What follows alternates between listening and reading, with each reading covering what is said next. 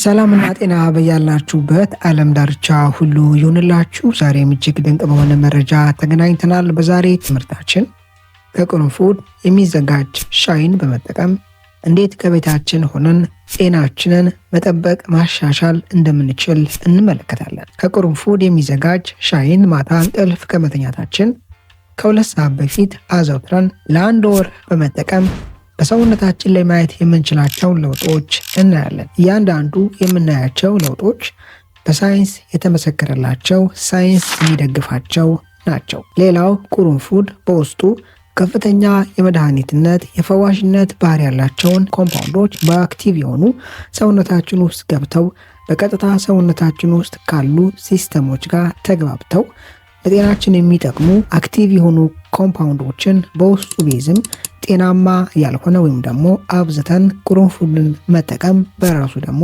አሉታዊ ተጽዕኖዎችን ሰውነታችን ላይ ሊያስከትል ይችላል። ጉበትን ከመጉዳት ጀምሮ ሌሎች ጉዳቶችን ሊያስከትል ይችላል። ከዛም የተነሳ ይህን ሻይ ስናዘጋጅ ልናደርግ ስለሚገባው ጥንቃቄና የመጠን ሁኔታ የምንመለከት ይሆናል። በጥሞና ካዳመጣችሁን በቤታችሁ ናችሁ የራሳችሁንም የቤተሰቦቻችሁንም ጤና መጠበቅ የምትችሉበትን ጠቃሚ መረጃዎች ታገኛላችሁ። ከብዙ አክብሮትና ትህትና ጋር ትምህርቱን ላይክ ማድረጋችሁን አትስኑ። የእናንተ ላይክ ይህ ትምህርት ብዙ ሰው ጋር እንዲደርስ፣ እንዲማሩበት፣ እንዲጠቀሙበት ያደርጋል። ቪዲዮውን ለሌሎች በማጋራትም እንዲማሩበት እናድርግ። ለቻናሌ አዲስ የሆናችሁ ሰዎች ዶክተር ዳን ይባላለሁ። ቻናሌን ሰብስክራይብ በማድረግ ከጎን ያለውን የደወል ምልክት አንድ በመጫን በመለቃቸው ትምህርቶች የራሱንና የቤተሰቡን ጤና ይጠብቁ።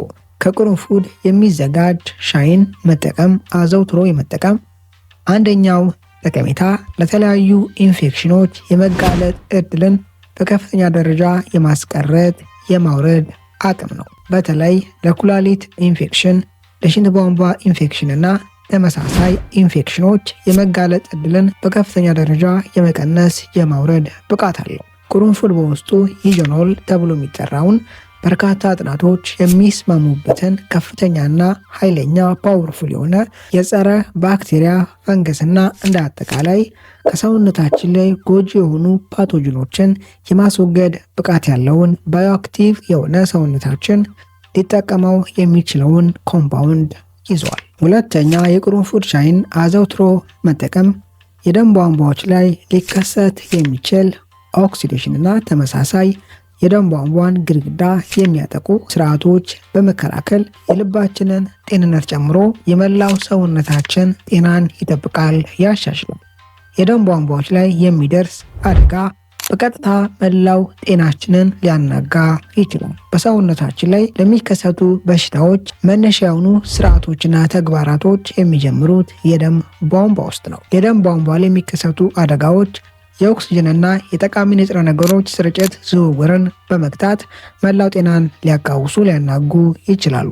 ሶስተኛው፣ ቅርንፉድ ምግብ የሚፈጭበት ስርዓት ውስጥ የሚሳተፉ ኢንዛይሞች መመረትና ወደ ምግብ የሚፈጭበት ስርዓት የመሰራጨት ሁኔታን በማቀላጠፍ ሰውነታችን ምግብን የሚፈጭበትን ስርዓት ያቃልላል። ከዛም በተጨማሪ ሰውነታችን ከምንመገባቸው ምግቦች የሚፈልጋቸውን ንጥረ ነገሮች፣ ቫይታሚኖች በበቂ መጠን ማግኘት እንዲችል ያደርጋል። ምግብ ከተመገባችሁ በኋላ የሆድ መነፋት፣ የምግብ አለመፈጨትና ተመሳሳይ ችግሮች የሚያጋጥማችሁ ሰዎች ዛሬ ላይ በመጠቀሰው መንገድ የቅርንፉድ ሻይን አዘውትራችሁ በተጠቀሙ ለውጥን ሰውነታችሁ ላይ ትመለከታላችሁ።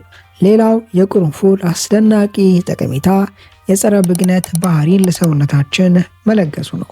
ቅርንፉድ ውስጥ የሚገኘው ኢዞኖል ተብሎ የሚጠራው ኬሚካል ኮምፓውንድ አስደናቂ የሆነ የጸረ ብግነት ባህሪ ካላቸው ፕላንት ኬሚካሎች መካከል ይመደባል።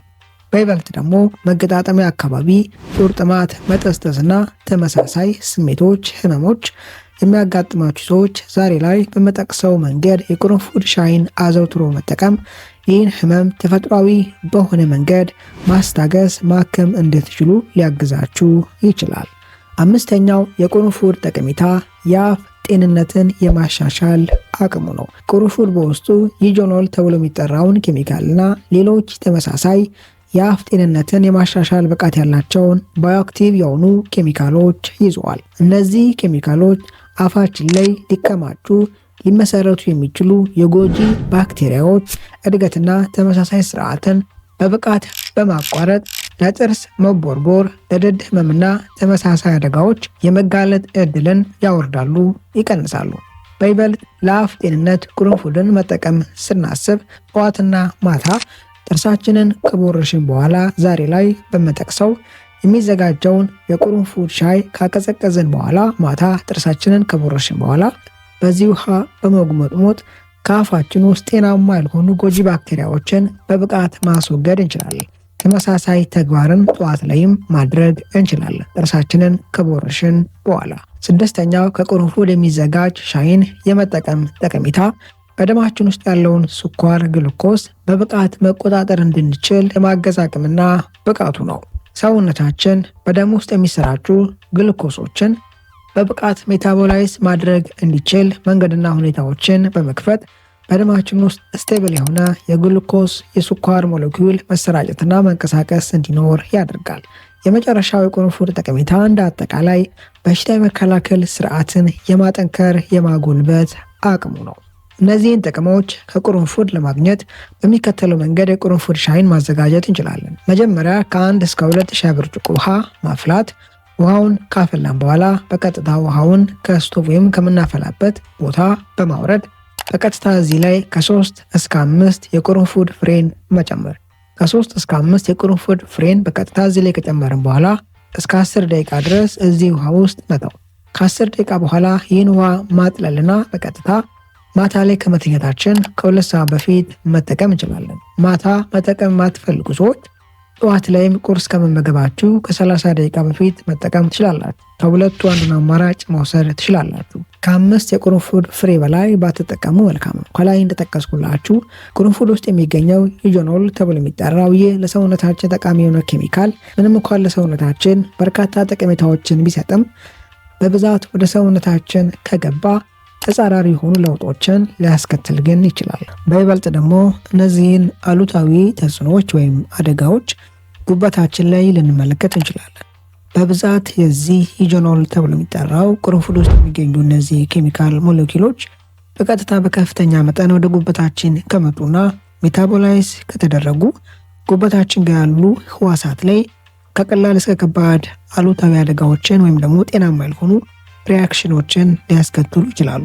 አንዳንድ ጊዜ ደግሞ ከጉበት ባለፈ አንዳንድ ሰዎች ላይ የአለርጂክ ለውጦች፣ የቆዳ መቅላት፣ አይን አካባቢ ማሳከክና ሌሎች ምልክቶችን ሰውነታቸው ላይ ሊመለከቱ ይችላሉ። ከፍ ሲልም ማስቀመጥ፣ ማዞርና ተመሳሳይ ስሜትንም ልታዩ ትችላላችሁ። ከዛም የተነሳ ቅርንፉድን ስትጠቀሙ ከላይ በጠቀስኩላችሁ መጠን ብቻ መጠቀም አስፈላጊ ነው። በይበልጥ ደግሞ አዘውትረን የምንጠቀም ከሆነ የምንጠቀመው መጠን ላይ ትኩረት ሰጥተን ብንጠቀም ያስፈልጋል። ሌላው ቅርንፉድን ከላይ በጠቀስኩላችሁ መንገድ የማዘጋጀት አስፈላጊነት፣ ይህ ማለት አብሮ ከውሃ ጋር ማፍላት ያላስፈለገበትን ምክንያት ቅርንፉድ ውስጥ የሚገኘው ኢጆኖል ተብሎ የሚጠራው ኬሚካል ምንም እንኳን ፓወርፉል የሆነ መድኃኒትነት ባህሪ ቢኖረውም ውሃ ጋር አብራችሁ ስታፈሉትና ውሃ ውስጥ ከፍተኛ ቴምፕሬቸር ሲፈላ እዛ ላይ ሲቆይ የመድኃኒትነት ባህሪውን በተወሰነ መጠን ሊያጣ ይችላል። ይህን አይነት ሁኔታ ለማስቀረት ውሃውን ካፈላን በኋላ ውሃውን ካወረድን በኋላ ቅርንፉድን በመጨመር እዛው አብሮ እንዲዋሃድ በማድረግ በእንዲህ አይነት መንገድ የመድኃኒትነት ባህሪውን ሲያጣ ወደ ሰውነታችን እንዲገባ ሜታቦላይዝ እንዲደረግ ማድረግ እንችላለን። በዛሬ ትምህርታችን ላይ ጠቃሚ ሀሳቦችን፣ ምክሮችን እንዳገኛችሁበት ተስፋ አድርጋለሁ። በቀጣይ በአስተማሪ ቪዲዮ እስከምንገናኝ መልካም ጊዜ ይሁንላችሁ ባይ